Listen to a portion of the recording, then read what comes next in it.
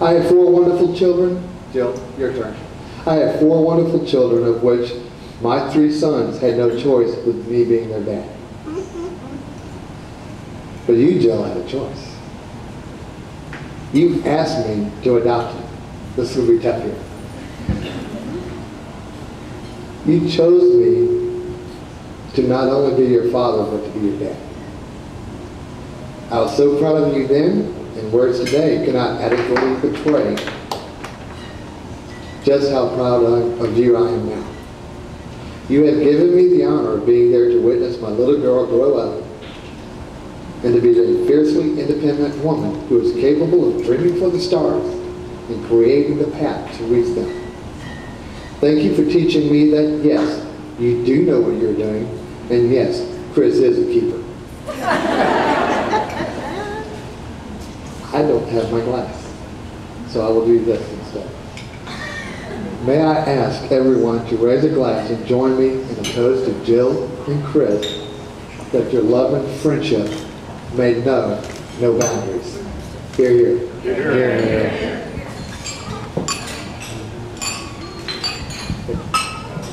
Mr. Gary Browning, ladies and gentlemen. At this time, I'd like to ask the father of our groom, Mr. Neil Morrison, to please come on up.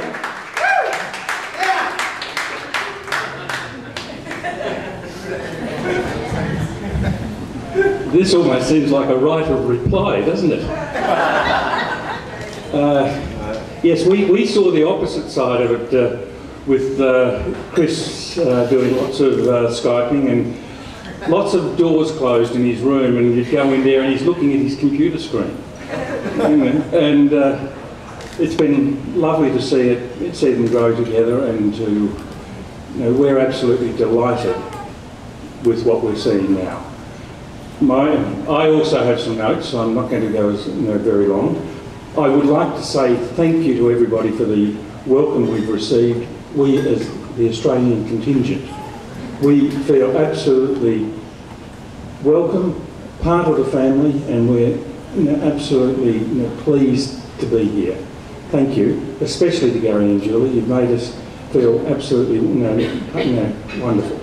Thank you. Jill. Well, Gary addressed some comments to Chris, so now it's my turn. Jill, welcome to the Morrison family as our first daughter. Thank you. Wow. We love having you in the family. I told your father a while ago that we're in love with you, and Gary was a bit worried that Chris wouldn't know about it. So we are absolutely delighted to have you with us, so thank you. And we hope our welcome to you reflects the welcome that we've received from everyone else. So, and we're looking forward to the next 9 months with you in Australia. I'm trying to work out how we can stop you going back, but we'll see how that happens. I've got to say, we do feel that this is a whole union is God blessed, and we're absolutely, no, I keep saying absolutely, but we're very sure that He is part of it, and He will make sure that you continue happily together. So we trust that you'll continue. Gary made the same comment that I'm about to make. Your enjoyment in each other, it's infectious. It really is.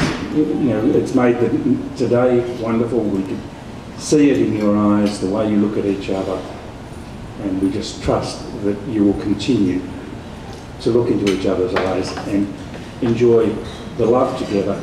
And I'd have to agree with Gary, become best friends. That is the most wonderful experience you can have, that your partner is your best friend. I've had it for 35 years, I better get that one right. We really wish that on you, that you may be best friends forever. And that, folks, is all I would like to say, so thank you. Mr. Neil Morrison. We'll now be hearing from our best man, Mr. Matthew Grayburn. Please come on up.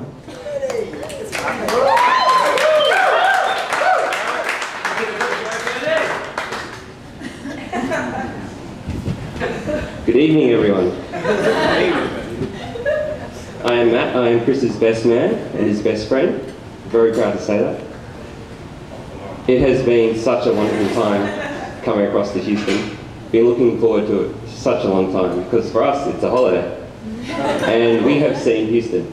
We have gone to Mechanical Bulls, dollar margaritas, which is insane. That is so cheap. That's fantastic. Really great time. Witnessing American football, and then you guys coming over and seeing our game of football, which is like the Super Bowl. We had that the other day, and it was a draw. And we don't have overtime, which would make sense. So we do it again. So it's like going to the Super Bowl the next weekend. So that's fantastic to have that. And it has just been such a fantastic time here in Houston. It's something we never would see without really Jill's family. It has been fantastic. It is an honour to be Chris's best man. We met in secondary school, which is like year 7, and it kind of started with our love of basketball. Chris's dad, Neil, actually coached us, and we won. I think we won the finals that year. I'm not too sure, but Chris was a lot shorter back then. A lot shorter. There's a photo of me with kind of wrist resting on him like that. And unfortunately he caught up to me, but yeah, that's fine. And through basketball also made a good relationship with Andy and Scott. And I've really got to know the Morrisons, and they've really embraced me. In fact, Neil even calls me number 4, like I'm the number 4th son. I am 2 months older though, so I say I am number 1 son. Neil doesn't, he stubbornly refuses to call me number 1.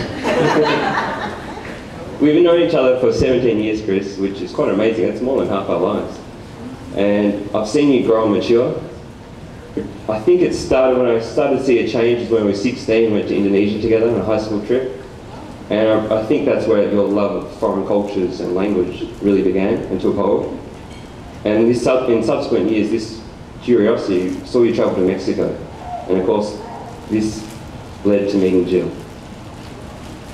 Chris was the best man at my wedding, which was just 6 months ago, and he did a fantastic job and a great speech. But the majority of his speech was plagiarized from an email I sent him. But whilst Chris was away in Mexico, I met Marie Claire, my wife, whilst I was back in Melbourne.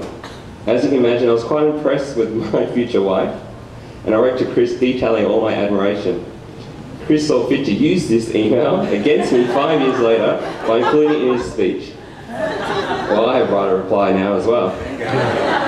Because Chris met Jill at exactly the same time. And Chris wrote his own email. I shall read it now.